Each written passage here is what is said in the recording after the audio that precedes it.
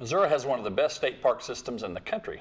That's partly due to a unique financing plan and cooperation with an important aspect of agriculture. We'll learn more next on Show Me Ag.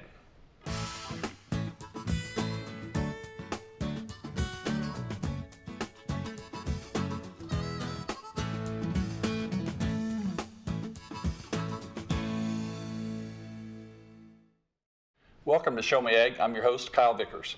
Missouri used to be one of the worst states for soil conservation. We turned that around, and now we are one of the best at conserving soil and keeping our many lakes and streams clear. At the same time, we have one of the best state park systems in the country, with many opportunities to camp, swim, tour, fish, or hike. Both of these success stories are in part due to a unique funding mechanism that all of us contribute toward. That funding is up for a vote this fall. Brandon Butler with the Conservation Federation of Missouri is here to explain. Brandon, let's get a little history first. This hasn't always been true. This goes back a couple of decades. Yeah, the Park Soil and Water Tax was first passed in 1984 and has been renewed a number of times since then. It's currently a 10-year sunset, so here in 2016, the tax will be up for renewal in November. Now, let's separate this. There is also a tax that goes to the Conservation Department. This is a separate thing, right? This is, yeah. The conservation tax is a 1/8 of 1 cent sales tax. The Park Soil and Water Tax is a 1/10 of 1 cent sales tax. And the 1/8 for conservation goes all to the Department of Conservation. They have their own funding stream. But this tax is actually split in a couple of different ways. Yeah, this tax is actually split between state parks and soil and water conservation. That was an interesting decision, a wise decision, I think, that somebody made, that in order to attract statewide support for this, there's money going to the parks, which some people would perceive maybe as more enjoyed by urban residents, but there's also, they split it out, and then half that money then goes to soil conservation that is spent on erosion issues, right? Well, thankfully, Missourians have a history of making sound decisions when it comes to imposing taxes on ourselves. And this tax is incredibly important to all Missourians. We have 88 state parks and historic sites, and agriculture is our leading industry. So to have a tax that benefits both of those entities is incredibly wise by the Missourians that put it in place, and now it's on us to keep it going. While we're having this conversation about parks, Brandon, before we continue, we actually visited Knob Noster State Park. Originally developed and built during the WPA, this state park has a lot to offer nature lovers and historians. The park was founded in 1946. It was actually started in 1936 through the National Park Service. It took about 10 years to develop into the park that it is today. It was created as an effort to provide jobs for people during the Great Depression. We had about 200 people working here. In between 1936 and 1946. They helped develop the group camps, our hiking trails, our campground, several of the structures throughout the park, such as our visitor center, the house across the street that I live in, several of our shelters that we have. So we've got almost 4,000 acres of forests and prairie remnants. It was also created in an effort to help restore some of the submarginal farmland of the area and to provide recreational opportunities for general people in the area, such as Kansas City, Warrensburg area. We average about 250,000 over the course of the year. Of course, the busier time of year is between April 1st and November 1st. That's when we have our on-season, and we get a lot of visitation usually in the spring and fall, but overall, over the course of the year, we'll have about 250,000. The ones that come out on the weekends, they have a chance to camp at any of our 62 campsites. They also have a chance to go on any one of our 7 hiking trails, 2 of which have equestrian usage and mountain bike usage allowed. We also have 2 lakes that you can bring kayaks and canoes out on. We actually rent kayaks for folks that may not have their own kayak. We have 8 kayaks available, so that's something that they would be able to do. Like I said, the trails, we have up to 19 miles of trails, so you'd have an opportunity to walk from 3/4 of a mile up to about 6 miles, so you have that opportunity. The wildlife you might see, you'll see deer, squirrels, turtles, armadillos, lizards, snakes, spiders, just a multitude of wildlife. It provides a place for people to recreate. It provides a place for people to learn about our history, specifically Missourian history, and it just provides a place for people who come and camp, walk trails, specifically here at this park. Of course, we have historic sites and parks in the entire park system. By the end of the year, we'll be up to 89 parks and historic sites. There's 3 that are in development today, so we're continually adding to the park system as a whole. So there's multiple opportunities throughout the entire state. Missouri State Parks, they're basically sanctuaries for people to visit in terms of either the natural component, where you can come out and visit a prairie, such as like Prairie State Park, or the historical component, like if you go to the Battle of Athens State Park, State Historic Site, you might see part of the Civil War history. Or if you go to Watkins Mill State Historic Site, you'll see a component of woolen mills that we maintain, one of the original woolen mills today. Here you'll see some architecture from the WPA era, which is very significant because we're one of the few parks in the system that have that. So again, it's just a sanctuary for cultural and natural history. So we provide that to visitors for free, and so that's where the funding really comes in very handy. The funding provides about 75% of our revenue for operating expenses throughout the whole park system. And each park gets a portion of that in terms of operating funds. We also get small maintenance and repair funds, equipment replacement, things like that. It will have a significant impact on Missouri State Parks if that tax is not renewed in November. It's been renewed 4 times over the past 25 years, and with that funding we've been able to support the addition of new parks as well as maintain what we have. We're considered one of the top park systems in the nation. That could have a significant impact on that. We have parks that are known worldwide, like the Katy Trail State Park.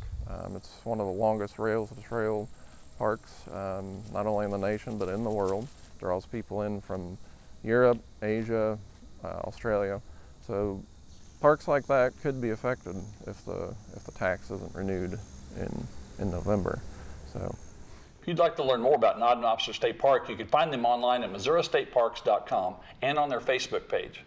Brandon, it's unique. Our family has visited several of Missouri State Parks, not nearly enough, but it's really a combination of historical venues, geographical, a lot of water. Tell us a little bit about the state park system.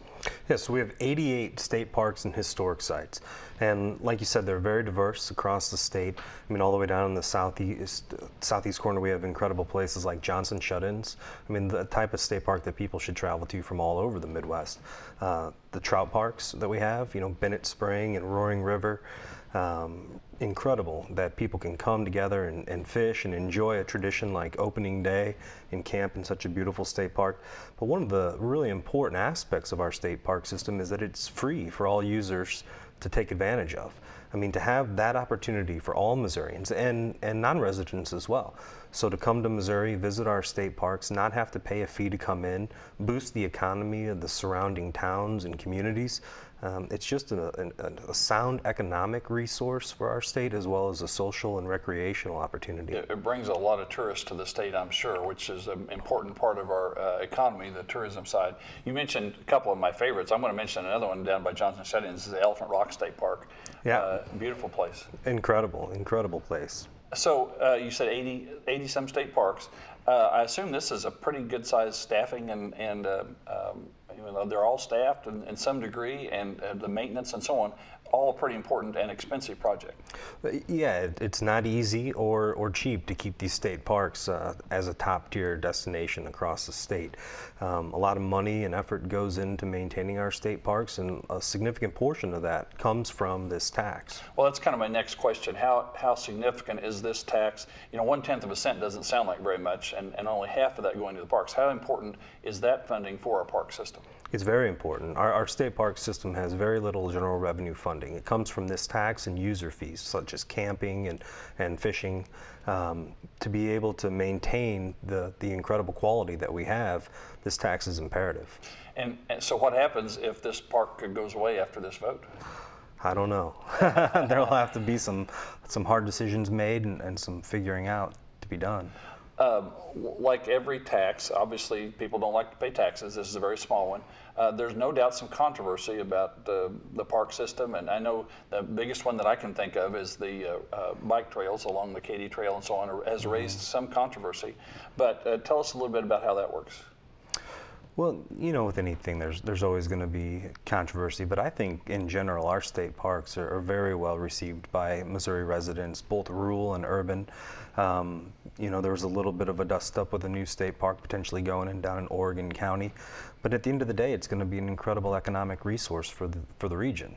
You know, to be able to bring so many visitors to a rural part of the state, and hopefully local people will be able to build businesses around that tourism and look at it as a point of pride and a place that they can all rally around and use for an economic benefit as well as recreational and social activities. I guess the point is that this money is not going to be used necessarily for new land acquisitions. It's for maintenance and upkeep and to keep these parks going. Correct. This is not for acquisition of new properties. This is for the maintenance of the current and existing parks and historic sites. Well, let's talk a little bit about the other side. I myself occasionally stop by my county office and apply for some help with some things having to do with soil erosion. So it's really to protect the soil erosion and water is the other half of these funds, right? Yeah. My daughter would be remiss, mad at me, if I didn't mention that she won the statewide Soil and Water Conservation District poster contest out of her school in Fayette. So we've spent some time up there with Cody and the gang at our Soil and Water Conservation District. And we know about the hard work that they do to keep our soil healthy and our waters clean, and the funding that goes into those conservation districts from this tax is, again, important to all Missourians. You know, to keep the soil on the landscape and out of our rivers and streams keeps our water clean, and so many Missourians get their drinking water from the Missouri River and tributaries that keeping the soil on the ground is not only good for agriculture, it's good for all of us that enjoy fresh, clean water. I mentioned, I think at one time, 30 or 40 years ago, Missouri was really considered one of the worst offenders in soil erosion, but we've really turned that around, I think, haven't we? Yeah, from what I understand, and you know, it's a little foreign to me understanding the statistics of the agriculture side, but we were second to last in retention of our soil, and in the last 30 years, we've turned that around to become one of the best in the country at doing so. And at least that's partly due. There is some federal aid which has been diminished, so that state aid becomes even more important.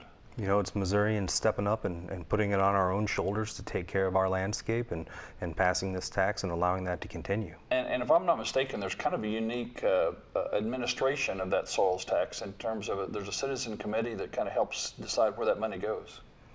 I'm not really sure on that.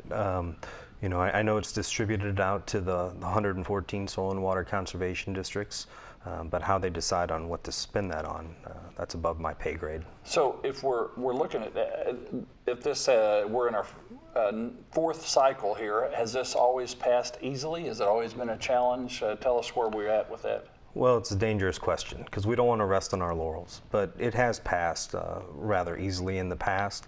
We want this to pass with as much of the vote as we can get. We want to set an example of how Missourians care to take care of our ag lands and our water and our parks.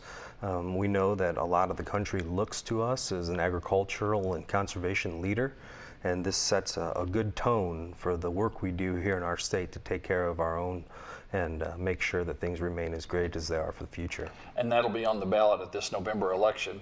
How are things lining up? Do you have some support? I assume there's some ag groups that are for this as well as conservation areas. You know, cross your fingers, but at this point there's really no opposition. Everybody's together on this. What I find so incredible is the groups coming together.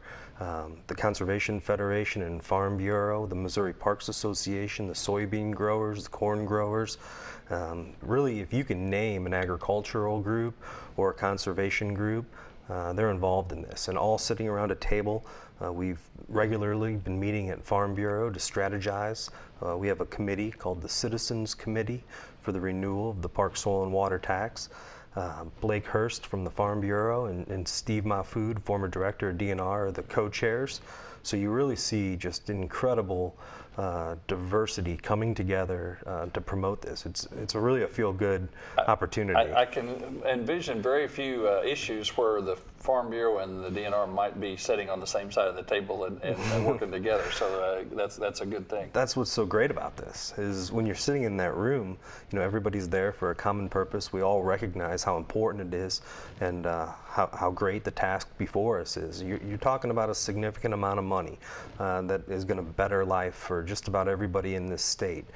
So I hope all the citizens that are listening and watching realize that there's people out there that are working really hard on your behalf, putting aside any differences that may exist and focusing on the task at hand, which is making sure that this tax passes with a large margin. You mentioned a good point that I forgot to bring up. It's only 1/10 of a cent of sales tax, which is pretty small. How many dollars does that raise? Can you tell me offhand? It's close to $100 million a year.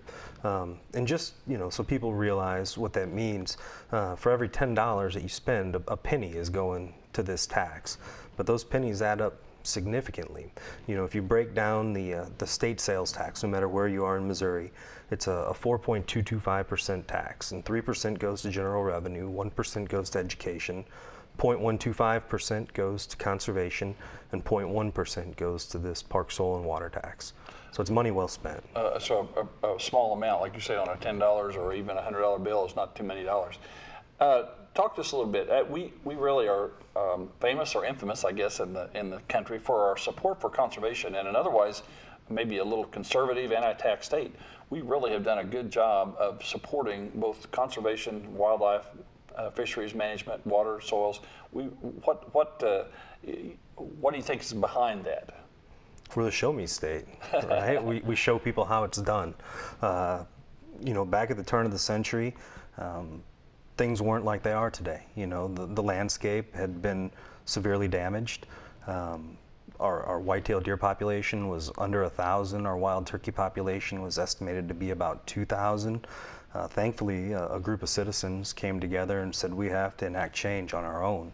And they ran an initiative petition process and secured the votes and passed an amendment that created the Department of Conservation, actually created the commission which governs the Department of Conservation, and since then has been operating for a little over 80 years now, and the numbers speak for themselves. Now, I'm sure a few of the farmer friends we have don't want to hear that we have 1.3 million deer on the landscape, but as a serious deer hunter, there's a 1 million on the road to my house. I think, but anyway, there's still it's amazing. I love to see them, Yeah, and our wild turkey hunting is the best in the country, and we're still continuing to make improvements to conservation. We have public land for people to take enjoyment of and recreate on and hunt and fish and hike and look for mushrooms and arrowheads, and we just have it so good here in Missouri that I hope people realize that. Well, let's talk a little bit about your organization, because I think they've been behind this since the 30s, if I understand right. Talk to us. You're with the Conservation Federation of Missouri. Talk to us a little bit about that organization, how your membership, maybe even a little bit about the history. Yeah, so the group I was talking about that came together to run that initiative petition, they actually formed the Conservation Federation, led by a number of visionaries, E. Sidney Stevens being one. A meeting took place in September of 1935 at the Tiger Hotel in Columbia, and visionaries from all over the nation came together. In fact, Ding Darling, who's a Pulitzer Prize-winning cartoonist from Iowa, attended the meeting, went on to create the first duck stamp, formed the National Wildlife Federation. So the National Wildlife Federation, being one of the largest conservation organizations in the world, really has direct ties to the formation of the Conservation Federation of Missouri. So we've set the bar high in this state on many things, conservation being one of them. The Federation today exists as strong as ever. We have 84 affiliate organizations, and those are across the board: sportsmen's groups, hiking groups, camping groups, boating, paddling, really anything that has to do with the outdoors in Missouri.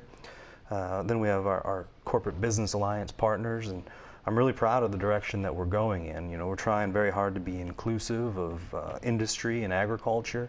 I'm extremely excited about the relationship that we have with both the Missouri Corn Growers Association and the Rural Electric Co-ops.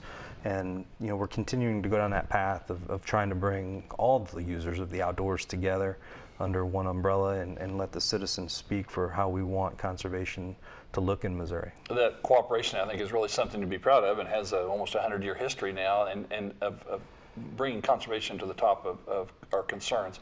I'll pick on Iowa a little bit. They've really got some headaches in Iowa with water quality and a real dispute going on between farmers and urban people, especially in Des Moines. Are most of your members, are they from St. Louis, Kansas City, or are they from all over Missouri? Tell us a little bit about how your membership stacks up. It's really from all over Missouri. You know, we have just as many rural members as we have urban members.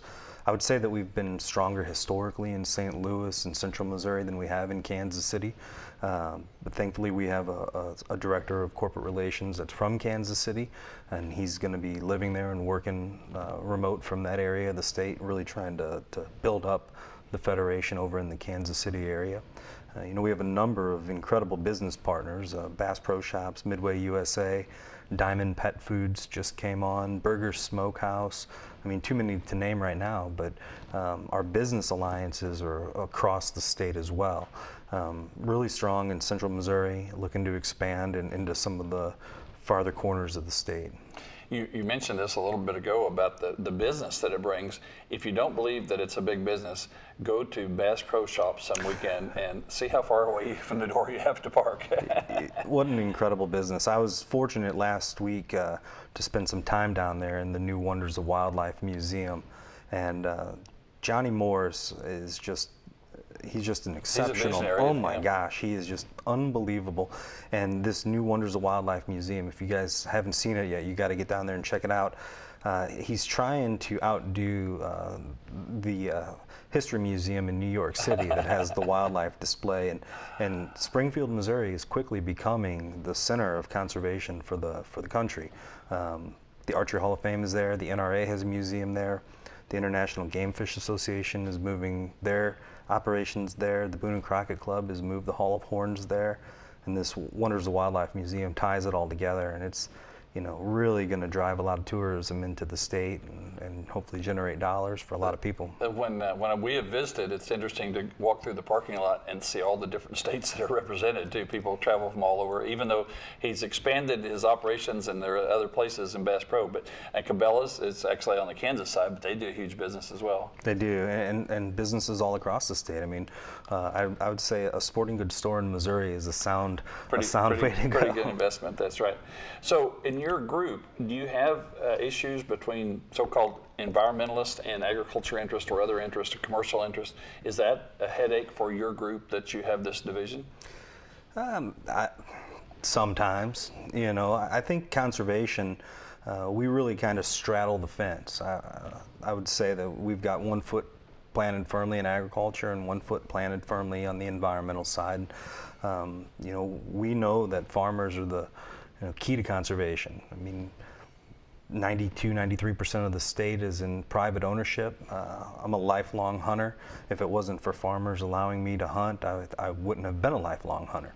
So working together with agriculture on the landscape and making sure that we're doing our part to recognize the stewards that our farmers are, and then also keeping an eye on environmental concerns and making sure we're doing what we can to help, you know, ensure Missourians have clean air and clean water and healthy forests, and you know. I'll give you a little endorsement, I guess, for this tax. As a farmer, we utilize that SOLS tax quite a bit. Try to on a regular basis. It has helped us build some waterways that can reduce erosion. We had a show a couple months ago about cover crops. I think there's some assistance there. It's been a fantastic tool for farmers, and I want to emphasize that it's not a gift to farmers, that they actually cost share with farmers. So a farmer pays the part and the state comes along and helps, and that sometimes makes it affordable for us to be able to do. So I want to endorse this tax for whatever good that does you. But I want you to know, as a farmer, it's very important to us and to our community because it's really done a phenomenal job. You know, we hear stories like that all across the state. And if you were to go to the website for the Citizens Committee, it's soilwaterparks.com. There's a few videos up there with farmers being interviewed talking about just that. And you know, we want to emphasize exactly what you just said. This isn't a handout to farmers. This is an opportunity to put dollars into agricultural land that benefits all Missourians by keeping our soil and water healthy. You know, as we live downstream, so does everybody else. You know, we all live downstream. We all live downstream, isn't that right? I think Missouri has the most miles of streams of any state. I believe I've heard that in the past. So we got a lot of issues there. I don't know if that's true or not, but we have some incredible rivers in this state. I mean, just beautiful from the north to the south. Spent some time on the North Fork of the White recently, and we were talking that if that river were to be picked up and moved to one of the western states, it would easily be considered one of the foremost fishing rivers in the country. It's just beautiful. It's a hidden gem. It's unbelievable.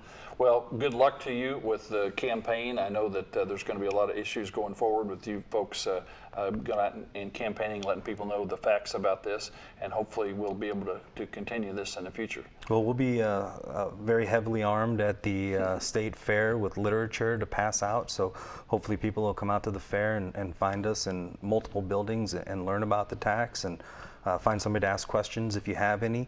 And again, go to the website, soilwaterparks.com, check it out, and you know, we hope to see this pass in a significant fashion. Well, lots of politicians running in the fall elections, lots of issues out there. Let's not let this one get lost in the shuffle of the noise and cacophony of the campaign. It'll be easy to find. It's Amendment 1 on the ballot, so it'll be the first amendment that you'll see on the ballot. So just check yes and go down from there. Brandon, thank you very much. I'm sorry that's all the time we have for tonight, but and thanks to Daniel Brigman at the State Park for spending time with us as well. That's all the time we have for tonight. Before we go, we'd also like to thank you, our viewers, for tuning in to Show Me Ag. Be just sure to tune in next time for another look at a topic touching rural Missouri. For everyone here at KMOS and myself, good night. We're also very interested in what you have to say, so if you have feedback you'd like to share with us, you can email us at showmeag@kmos.org or find us on Facebook.